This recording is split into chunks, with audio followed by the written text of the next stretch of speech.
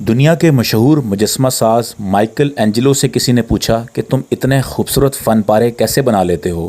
Michael Angelo نے جواب دیا کہ مجسمہ تو پہلے ہی پتھر کے اندر موجود ہوتا ہے، میں تو صرف وہ پتھر ہٹاتا ہوں جو غیر ضروری ہوتا ہے۔ مائیکل اینجلو کا یہ قول آصف ریزورٹ پہ پورا اترتا ہے۔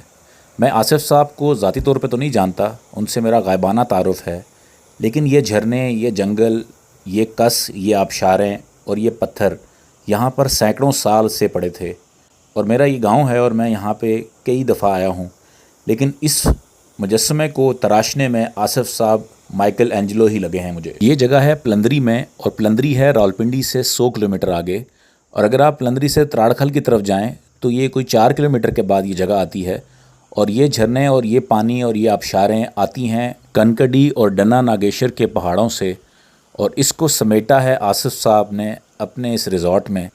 جیسے کہ میں نے عرض کیا، یہ پتھر، یہ پہاڑ اور یہ جھرنے سینکڑوں سالوں سے ایسے ہی پڑے تھے، اور اس تک صرف لے کے آنے اور اس تک خوبصورت جگہ بنانے میں آصف صاحب نے اپنا رول پلے کیا ہے، اور پیچھے ایک خوبصورت جگہ بنائی ہے بیٹھنے کے لیے، وہ میں آپ کو دکھاتا ہوں۔ لیکن کہنے کا مفہوم یہ ہے کہ اگر انسان چاہے اور وہ فطرت کا دل دادا ہو تو وہ خوبصورت جگہ کو کیسے خوبصورتی سے سنوار سکتا ہے، یہ کوئی آصف صاحب سے سیکھے۔ اگر آپ پلندری آئیں اور آپ کے پاس تھوڑا وقت ہو اور فیملی کے ساتھ اگر آپ سفر کرنا چاہتے ہوں تو اس جگہ پر ضرور تشریف لائیں۔ یہ جگہ ابھی ڈیولپ ہو رہی ہے اور یہاں پر کچھ رہائشی کمرے بھی بنا رہے ہیں، کچھ ریسٹورینٹ بھی بن رہا ہے۔ ابھی یہ جگہ ڈیولپ ہونے کے قریب ہے، لیکن مستقبل میں یہ جگہ بڑی خوبصورت بنے گی۔ انہوں نے نیچے تک سیڑھیاں بنائی ہیں جہاں پہ آپ پانی کے قریب جا سکتے ہیں، اوپر اچھے خوبصورت لان بنائے ہیں، اور یہ ساری جگہ دیکھنے لائق ہے۔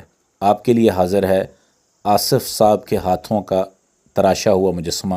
میں اکثر کہتا ہوں کہ جس کا گاؤں ہے وہ گاؤں جایا کرے، جس کا گاؤں کھو گیا ہے وہ اپنا گاؤں تلاش کرے، اور جس کا گاؤں نہیں ہے وہ اپنا نیا گاؤں تراش لے۔